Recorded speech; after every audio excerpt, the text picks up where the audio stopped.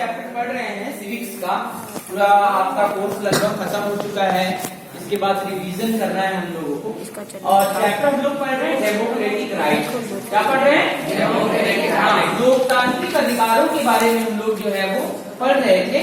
और लोकतांत्रिक अधिकारों में हम लोगों ने कई अपने अधिकार पढ़े थे, जिसमें हमने सबसे पहले जो हमारे विश्व था वो था फंडामेंटल राइट। क्या था? हम लोग सभी लोग जो है वो फंडामेंटल राइट्स के बारे में, जिन्हें आप मौलिक अधिकार कहते हैं, ऐसे हमने 6 मौलिक अधिकारों के बारे में पढ़ा था, जिसमें हमने अभी जो है एक मौलिक अधिकार हम पढ़ने की बात कर रहे हैं। कल जो है हमारा डिस्कशन हो रहा था वो था राइट अगेंस्ट एक्सप्लॉयटेशन, जिसे हम कहते हैं शोषण के विरुद्ध अधिकार। शोषण के विरुद्ध अधिकार। और जिसमें हमने आपको ह्यूमन ट्रैफिकिंग के बारे में बताया था, यानी कि मानवों की खरीद और फरोख्त के बारे में। यानी कि कोई भी किसी भी व्यक्ति की खरीद या खरीद फरोख्त नहीं कर सकता है।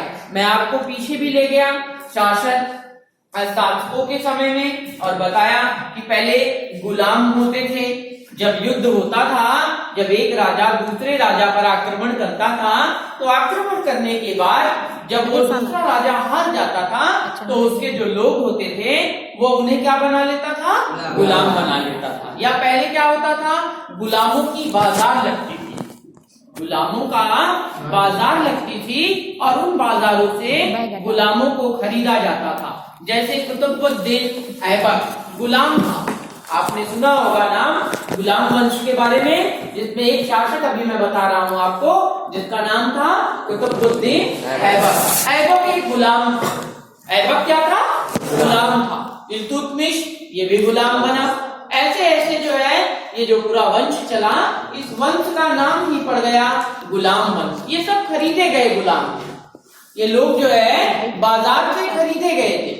तो इस प्रकार से महिलाओं की भी खरीदी और बिक्री होती है। तो ये सब क्या है? एक तरीके से इसे हम कहते हैं शोषण के विरुद्ध अधिकार।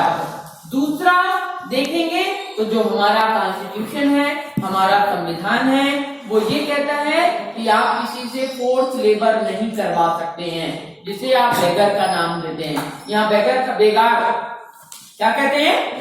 हाँ, आप इसे बेगार कहते हैं। और ज्यादा समय तक आप अगर इसे करवाते हैं तो इसे आप क्या नाम देते हैं? इसे आप कहते हैं कि बिना दाम के काम करवाना।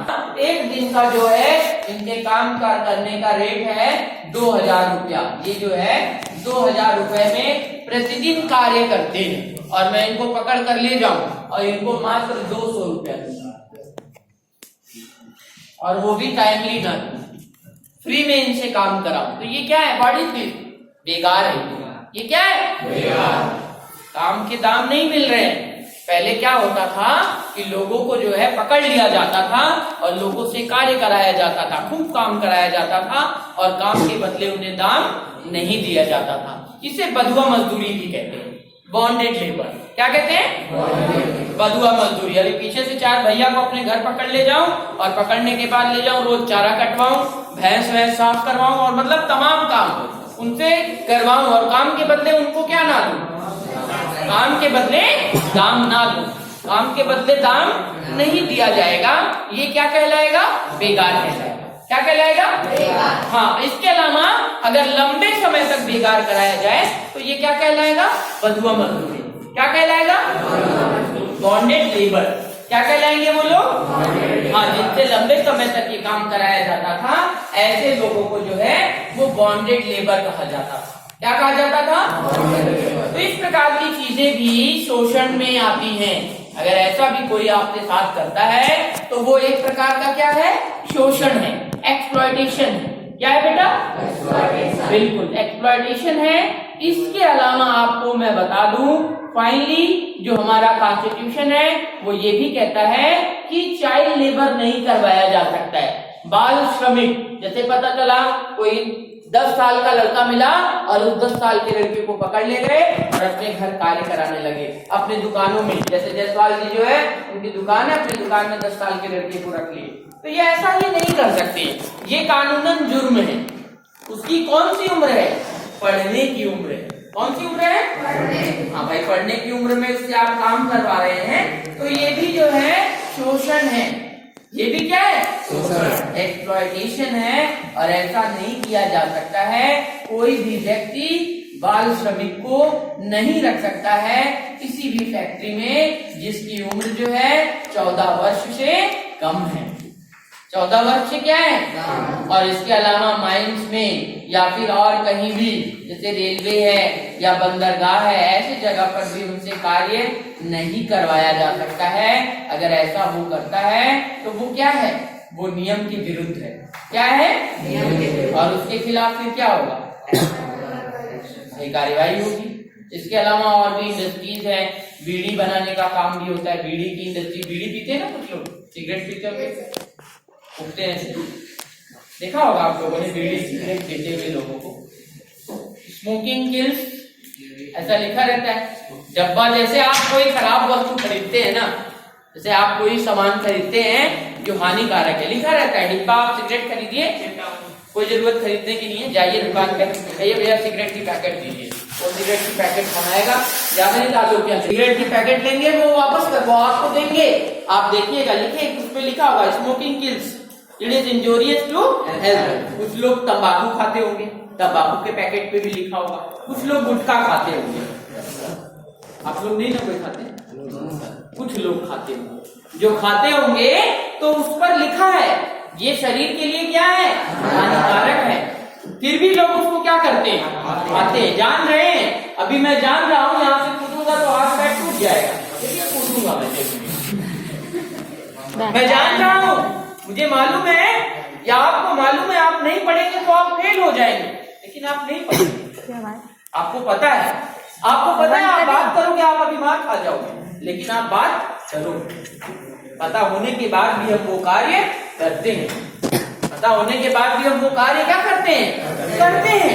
तो इस प्रकार से मैंने आपको बताया कि ये कार्य नहीं किया जा सकता है। इसके अलावा आप देखेंगे तो जो पटाखे, अभी दीपावली आ रही, आप पटाखे जलाओगे, दीपावली में आप पटाखे जलाते हैं ना, तो इसकी भी फैक्ट्रीज होती हैं और यहाँ पर भी लोग कार्य करते हैं। तो ऐसी फैक्ट्रियों में भी बच्चों को काम नहीं दिया जा सकता है जिनकी उम्र 14 वर्ष से कम है। इसके अलावा माचिस बनाने की फैक्ट्री होती है, प्रिंटिंग, बहुत सारा काम होता है, डाइंग का, तमाम दुनिया भर के काम होते हैं। आप सीधी सीधी बात जान लीजिए कि 14 वर्ष से कम की उम्र के बच्चे को किसी भी जगह कार्य पर नहीं लगाया जा सकता है। अगर लगाते हैं तो वो बाल श्रम में आता है, और अगर आप किसी से बाल श्रम करवाते हैं तो फिर क्या होगा? वो एक प्रकार का कानूनन जुर्म होगा। क्या होगा? कानूनन जुर्म, बिल्कुल। तो जिनकी दुकानें हैं वो सावधान हो जाए, वो बाल श्रम नहीं करवा सकते हैं। आगे है, आगे हम दूसरे अपने राइट की तरफ, दूसरे अधिकार की तरफ चलते हैं, और हमारा दूसरा अधिकार है right to freedom of religion. यानी कि हमको कौन सा अधिकार है? हमको कौन सा अधिकार है? धार्मिक अधिकार है। कैसा अधिकार है? धार्मिक, बिल्कुल। अगर हम राइट टू फ्रीडम की बात करें और राइट टू फ्रीडम में रिलीजियस फ्रीडम की बात करें तो हम किसी भी धर्म को मान सकते हैं। जो हमारा संविधान है, जिन्होंने संविधान बनाया है, उन्होंने पूर्णतः स्पष्ट कर दिया है, जैसा कि आपने चैप्टर में पढ़ा है। अगर आप देखेंगे तो ये चैप्टर नंबर 3 बताता है कि भारत एक सेकुलर स्टेट है। भारत कैसा स्टेट है? हाँ, अब यहाँ पे हम एक शब्द यूज कर रहे हैं जिसे हम कहते हैं, या इसे हम कहते हैं सेकुलर। क्या कहते हैं? सेकुलर। अब ये सेकुलर क्या होता है, कौन बता रहे हैं हमें? हाँ भाई, धर्मनिरपेक्ष। आपसे पहले किसी ने बता दिया, कौन? आपसे पहले किसी ने बताया, अभी कौन बताया?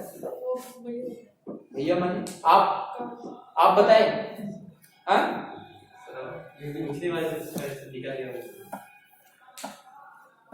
चलिए भी आपसे बाद में बात करते हैं। आप सर बंद कर दें। सेकुलर का मतलब धर्म निरपेक्ष। सेकुलर का मतलब धर्म निरपेक्ष का मतलब क्या होता है भैया, आप बताएं। सर, जहाँ पर सर किसी धर्म को मान्यता, मतलब किसी एक धर्म को मान्यता नहीं दी जाती है।